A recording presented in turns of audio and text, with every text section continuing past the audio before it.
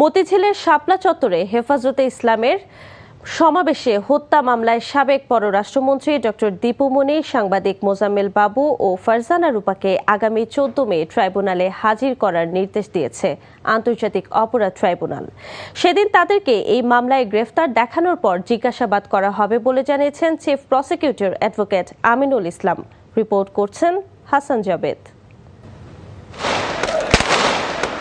2013 সালের 5 মে হেফাজতের সমাবেশে মতিঝিলের শাপলা চত্বরের সহিংসতা ও হত্যাকাণ্ডের ঘটনায় আগামী 7 জুন তদন্ত প্রতিবেদন জমা দেওয়ার জন্য দিন ধার্য আছে।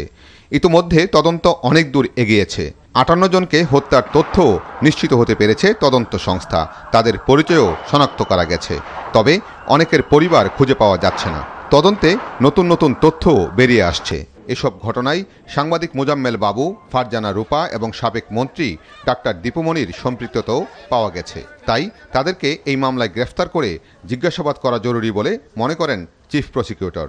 এই মানুষগুলোকে, বিশেষ করে ফারজানা রূপা, মোজাম্মেল বাবু, পররাষ্ট্রমন্ত্রী দীপু মনি, তাদেরকে আমরা প্রোটেকশন চেয়েছি।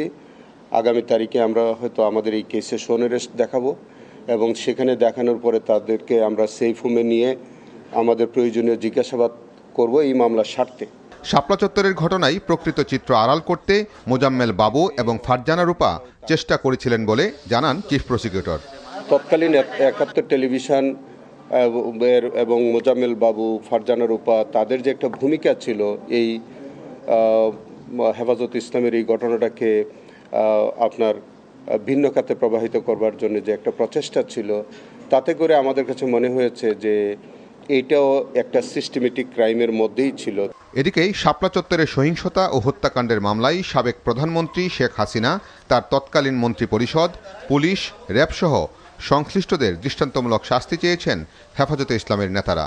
আগামী দিনে যেন কোনো ফ্যাসিস্ট আলেম ওলামাদের সাথে, দেশের নাগরিকদের সাথে এইরকম অন্যায়, অবিচার, অত্যাচার যেন জুলুম না করে।